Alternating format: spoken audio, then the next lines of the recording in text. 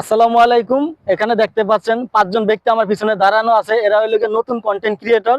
এরা এই যে সিলিকন সিটিতে, আমি দেখি আপনাদেরকে, এটা একটা সিলিকন সিটি, একটি শহর, নতুন শহর।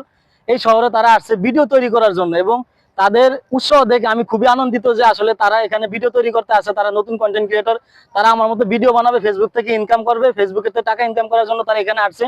তো যাই হোক, আমি আজকে একটু জানতে চাইবো তাদের আগ্রহটা, যে আসলে তারা কি সত্যি ফেসবুকে ভিডিও তৈরি করবে, নাকি আসলে ঘোরাফেরার জন্য আসছে, নাকি অন্য কোনো উদ্দেশ্য আছে, এটা আমি জানতে চাইবো। তাই আমি প্রথমে জয়ের কাছে জানবো। জয়, তুমি কি উদ্দেশ্যে আজকে সিলিকন সিটিতে আসছো? আমি অবশ্যই এখানে আসছি। এখানের প্রকৃতিটা অনেক সুন্দর, দেখতে আসছি। এবং কি এখানে একটা পার্ক আছে, এই পার্কটা দেখতে আসলাম এবং আপনাদের সাথে আইসা খুবই আমি আনন্দিত।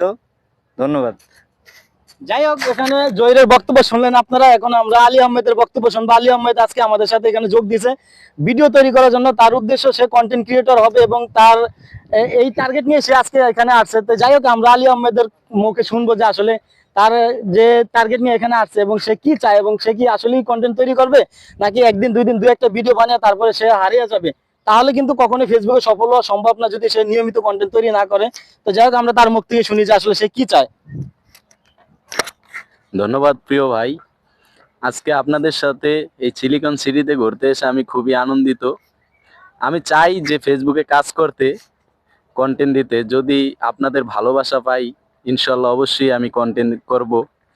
আর যদি আপনারা আমাকে ভালোবাসা দেন, আপনাদের ভালোবাসা নিয়ে আমি এগিয়ে যাব ইনশাল্লাহ। ধন্যবাদ। ইনশাআল্লাহ। যাই হোক, এখন এখানে আমি আমার বন্ধু সোহেলের মুখ থেকে শুনবো। সোহেলও আপনারা জানেন যে আমার সাথে ভিডিও বানায়, এবং সে নিজেও তার ইউটিউবের চ্যানেল আছে এবং তার ফেসবুক পেজ আছে।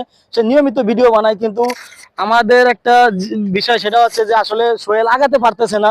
ঠিক আছে, এটার জন্য আমরা খুবই দুঃখজনক যে সোহেল কেন আগাতে পারতো না। একটু সোহেলের কাছ থেকে আপনার জানতে চাইবো যে তুমি কি কি জন্য, তোমার কাজে কোনো সমস্যা আছে কিনা, এবং ভিডিও বানানো নিয়ে কোনো সমস্যা আছে কিনা, তুমি কেন আগাইতে পারতেছো না। তোমার অনেক পরে যারা ভিডিও তৈরি করছে, এই ধরনের লোক কিন্তু ফেসবুকে অনেক আগে গেছে। তো আজকে সোহেলের বক্তব্য শুনবো। সোহেল, তুমি কি জন্য আগাইতে পারতেছো না ফেসবুকে, একটু জানতে চাই তোমার কাছে। আসলে আমি আগাইতে পারি না, এটা বড় কথা না। তার চেয়ে বড় কথা হলো আমি নিয়মিত কাজ করতে পারিনি। কাজ, আপনি যদি নিয়মিত কাজ না করতে পারেন তাহলে আপনি অবশ্যই আগাইতে পারবেন না। আপনি নিয়মিত ভিডিও করবেন, নিয়মিত ভিডিও ছাড়বেন, তখনই আপনি এগিয়ে যেতে পারবেন। তখনই আপনাকে ফেসবুক প্ল্যাটফর্ম থেকে আপনার কন্টেন্ট মনিটাইজেশন দিবে। ইনশাল্লাহ কাজ করে যান, সকলে এগিয়ে যেতে পারবেন।